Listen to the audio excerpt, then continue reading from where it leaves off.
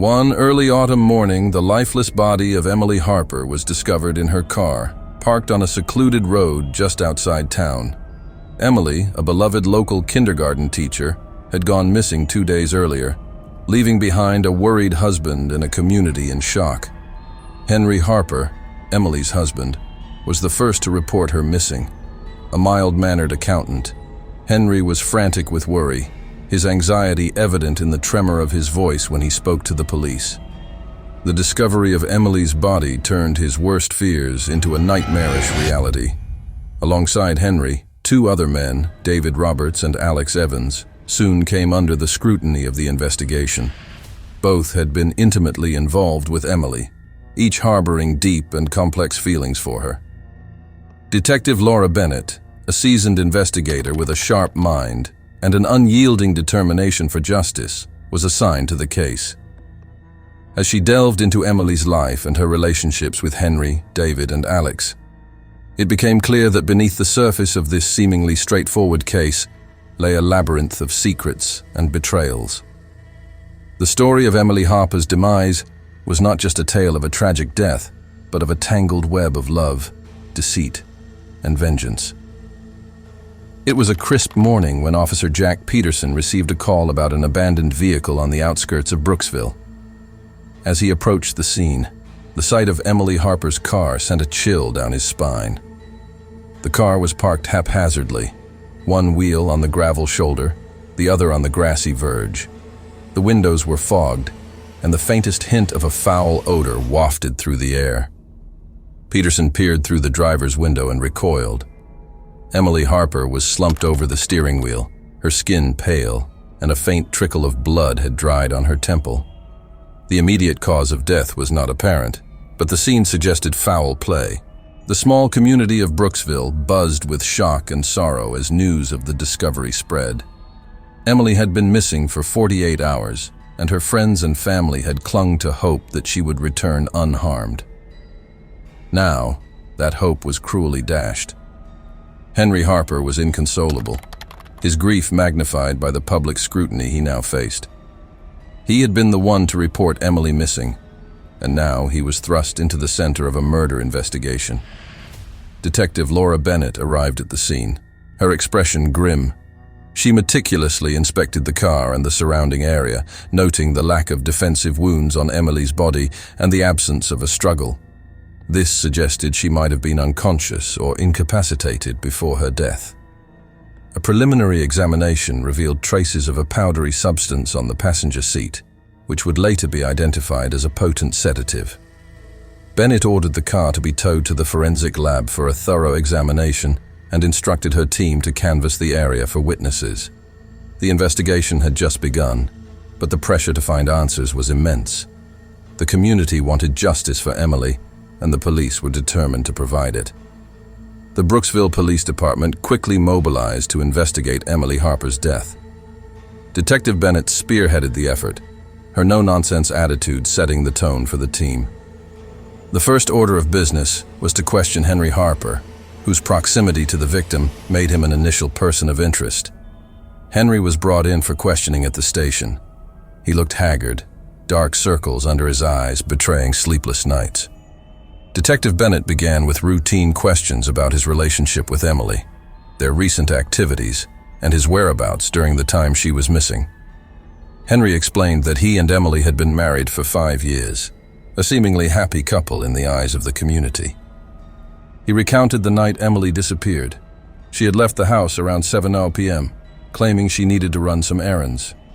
When she didn't return, he grew worried and called the police the next morning.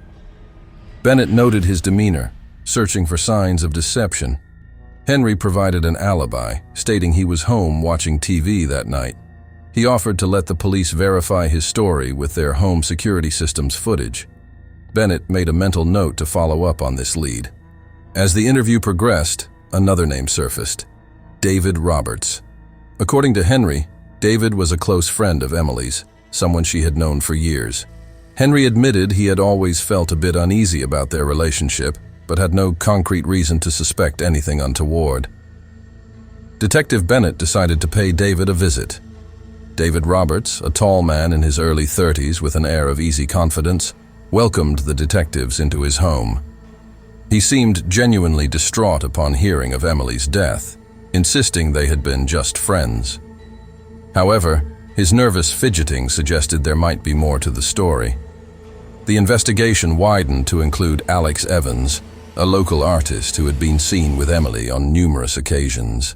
Alex, in his mid-40s, was known for his brooding temperament and reclusive lifestyle. He was less forthcoming than David, evading direct questions and offering vague, cryptic responses. Detective Bennett sensed that both David and Alex were hiding something.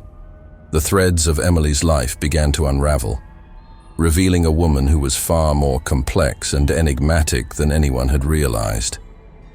With each interview, the investigation grew more convoluted, and the stakes became higher.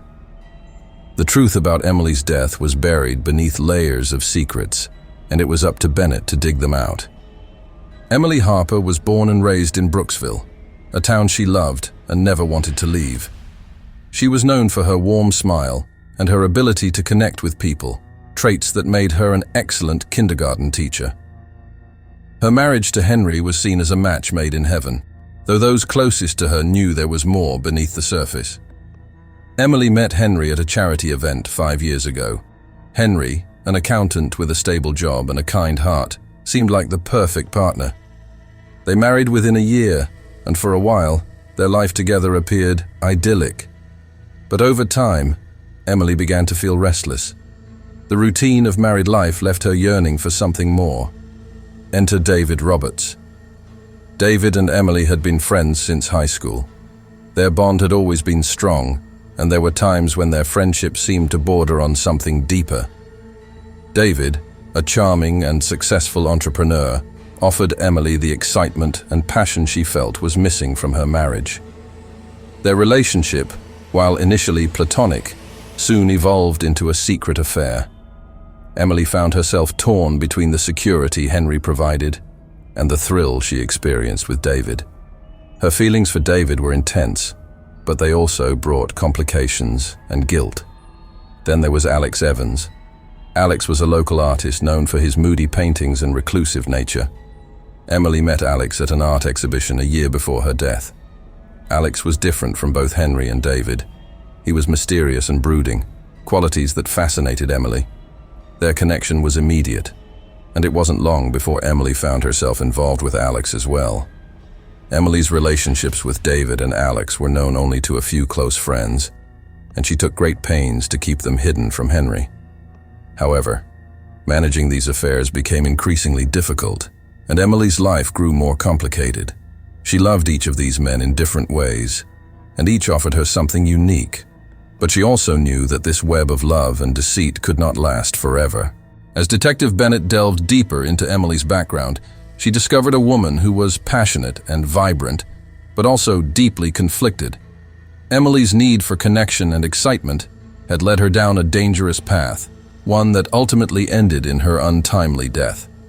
With Emily's body discovered and her secret life beginning to surface, suspicion naturally fell on Henry Harper. Detective Bennett scrutinized his alibi, seeking any inconsistencies that might indicate his involvement in his wife's death. Henry's alibi rested on his claim that he was at home the night Emily disappeared, watching TV and later falling asleep on the couch. The home security footage confirmed that Henry had not left the house during the critical hours. However, Bennett was not entirely convinced. She knew that alibis could be fabricated or manipulated. The state of the Harpers' marriage became a focal point of the investigation. Friends and neighbors painted a picture of a couple that appeared happy, but had their share of issues. Financial records showed that the Harpers were struggling with debt, a potential motive for Henry to want his wife out of the picture. Life insurance policies on Emily further added to the suspicion, though the amounts were not exorbitant. Henry's demeanor during questioning was another point of concern. While his grief seemed genuine, there were moments when his responses were too measured, too controlled. Bennett wondered if he was hiding something or simply trying to protect himself from being wrongfully accused. The most damning piece of evidence was a series of text messages exchanged between Henry and Emily in the days leading up to her disappearance. The messages revealed growing tension between them, with Emily expressing dissatisfaction and Henry responding with frustration. The arguments, though not overtly violent, indicated a marriage under significant strain. Henry's interactions with David and Alex also raised red flags. Both men admitted to having confrontations with Henry, who had become increasingly suspicious of their relationships with Emily. Henry denied any knowledge of Emily's affairs, but his anger towards the men was palpable. As the investigation progressed, James Porter remained a prime suspect. His potential motives, financial gain, marital discord, and jealousy, provided enough cause for Detective Sarah Davis to keep a close watch on him. However, without concrete evidence linking him directly to the crime, the case against him remained circumstantial. Michael Reynolds and Joe Clark, the two men who had shared intimate relationships with Melissa, were next on Detective Davis's list. Each had their own reasons for wanting Melissa in their lives, and potentially reasons for wanting her gone. Michael Reynolds, with his charismatic demeanor and successful career, seemed an unlikely suspect at first glance. He had been Melissa's confidant for years, their bond evolving into a romantic relationship that brought both joy and complications. Michael's feelings for Melissa were genuine, but his frustration with her indecision and the secrecy of their affair had caused tension. During questioning, Michael admitted to feeling hurt and betrayed when he discovered Melissa's involvement with Joe, but he vehemently denied having anything to do with her death. Joe Clark was a different story. Known for his brooding personality and artistic temperament, Joe had always been somewhat of an enigma. His relationship with Melissa was intense and passionate, but also fraught with jealousy and possessiveness. Joe's art often reflected his tumultuous emotions, and his interactions with Melissa were no exception. During his interview, Joe was evasive, his answers tinged with bitterness. He expressed deep sorrow over Melissa's death, but also lingering resentment towards her for being unable to fully commit to him. Davis noted the contrasts between Michael and Joe. One a polished, successful businessman, the other a moody, introspective artist. Both had motives driven by love and jealousy and were deeply affected by Melissa's actions. The detective also discovered that Michael and Joe had confronted each other on several occasions, their arguments escalating as Melissa's relationships with them became more entangled. The investigation into Michael and Joe's backgrounds revealed more layers to Melissa's story. Each man had been drawn to Melissa's vivacious personality and warmth, but also experienced the darker sides of their relationships with her. The complexity of these relationships suggested that Melissa's death was not a straightforward case of jealousy or revenge, but rather a culmination of many conflicting emotions and desires. As Detective Davis continued to unravel the intricacies of Melissa's life and relationships, she realized that the truth was buried deep within a web of passion, betrayal, and hidden motives. The challenge was to untangle these threads and find the one that would lead to Melissa's killer. As Detective Davis dug deeper into the lives of Melissa, James, Michael, and Joe, she began to uncover a series of startling revelations and secrets that painted a clearer picture of Melissa's complex world. The first major revelation came from Melissa's close friend, Laura Mitchell. Laura revealed that Melissa had been confiding in her for months about the struggles in her marriage and the turmoil caused by her relationships with Michael and Joe. Melissa had been feeling increasingly trapped and overwhelmed by the dual pressures of maintaining her marriage and managing her affairs. Laura also mentioned that Melissa had expressed fears about someone stalking her, though she never specified who. This new information prompted Davis to re-examine the evidence with fresh eyes. The possibility of third-party involvement, someone who knew about Melissa's affairs and had a vested interest in her demise, became a compelling angle. Davis ordered a deeper investigation into Melissa's communications and social media, looking for any signs of threats or suspicious activity. The forensic analysis of Melissa's car provided another crucial piece of the puzzle. Traces of the sedative found in the passenger seat matched a prescription registered to Joe Clark. When confronted with this evidence, Joe's calm facade began to crack. He admitted to having the sedative but claimed he had no intention of harming Melissa.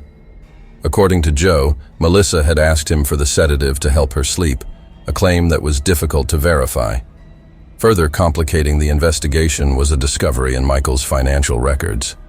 Large sums of money had been transferred between Michael's accounts and an unknown third party over the past few months.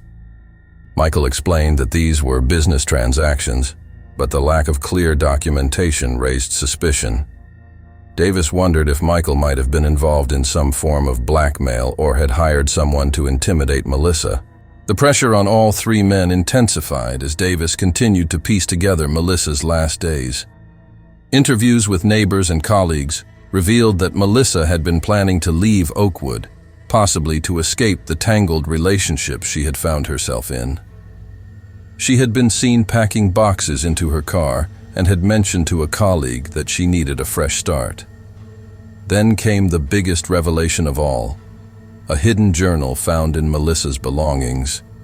The journal contained detailed accounts of her relationships with James, Michael, and Joe, as well as her fears and plans for the future.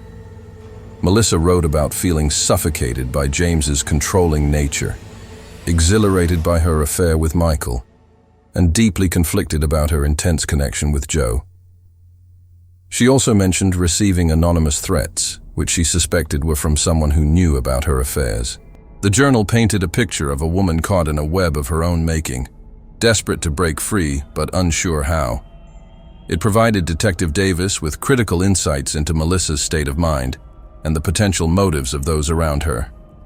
With this new evidence, Davis felt she was finally closing in on the truth.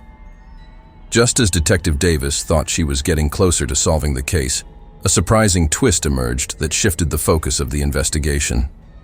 A new piece of evidence surfaced.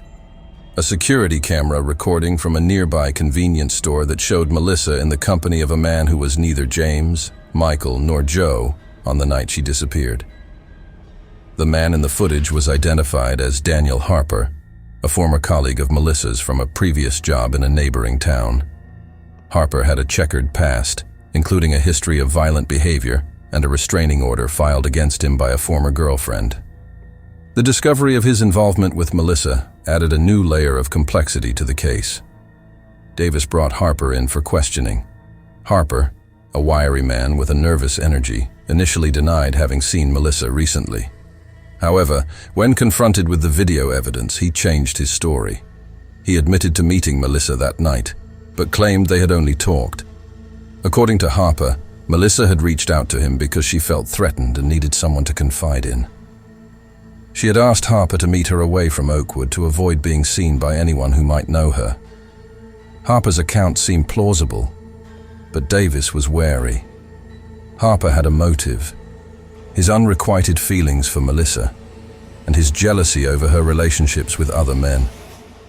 His past behavior suggested he could be capable of violence, especially if he felt rejected or betrayed. Davis decided to dig deeper into Harper's background and his interactions with Melissa. Meanwhile, forensic analysis of Harper's car revealed traces of the same sedative found in Melissa's vehicle. This new evidence linked Harper directly to the scene of the crime, making him a prime suspect. Harper's story began to unravel under the weight of mounting evidence. He confessed that he had given Melissa the sedative, but insisted it was for her own protection, claiming she had asked for it to calm her nerves. Detective Davis knew that Harper's involvement complicated the narrative, but she also suspected there was more to the story. Harper's account of events didn't entirely align with the evidence. Davis hypothesized that Harper might have been manipulated by someone else, possibly Michael or Joe, to carry out the crime. The idea of a larger conspiracy began to take shape. As Davis continued to press Harper for details, he revealed a startling detail.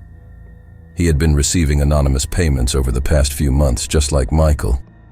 Harper claimed he didn't know who was behind the payments, but admitted they were meant to ensure his silence about his meetings with Melissa. This revelation pointed to a coordinated effort to keep Melissa's secrets hidden. Davis realized that the investigation had taken a dark turn, one that involved not just a crime of passion, but a calculated plan to silence Melissa permanently. The pieces of the puzzle were finally starting to fit together, and Davis was determined to uncover the mastermind behind the plot. The investigation took a sinister turn as Detective Davis unraveled the web of deception surrounding Melissa's death. The revelation of anonymous payments and Harper's involvement hinted at a larger, more nefarious plot. Davis now had to consider the possibility that Melissa's death was not just a crime of passion, but a premeditated murder, orchestrated by someone with a hidden agenda. Davis's team focused on tracing the source of the payments. Financial records showed a series of transactions funneled through a shell company, eventually leading to an offshore account. The intricate financial trail suggested a high level of planning and resourcefulness, characteristics not typically associated with crimes of passion. This new lead pointed towards someone with significant financial acumen and the means to cover their tracks, potentially Michael Reynolds, given his business background. Davis revisited Michael, armed with the new evidence.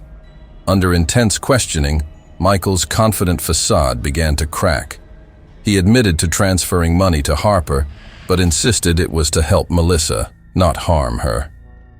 He claimed Melissa had confided in him about her fears and asked him to arrange for protection, but he had no idea Harper would misuse the funds. Davis was not convinced by Michael's explanation. She suspected that Michael, feeling cornered by Melissa's indecision and the threat of their affair being exposed, had orchestrated a plan to remove her from the equation. However, Michael alone could not have executed such a complex scheme. The involvement of Joe Clark, with his volatile emotions and connection to Melissa, seemed likely. Confronting Joe, Davis presented the evidence of the sedative and the financial transactions. Joe, already unstable, broke down under the pressure. He confessed to being manipulated by Michael, who had convinced him that Melissa was planning to leave both of them and expose their affairs. In a desperate bid to prevent this, Joe agreed to Michael's plan to sedate Melissa and make her disappear. The dark truth emerged. Michael had orchestrated the entire plot, using Joe and Harper as pawns to carry out his plan. Michael's motive was not just jealousy, but a calculated decision to eliminate Melissa and protect his reputation and business interests.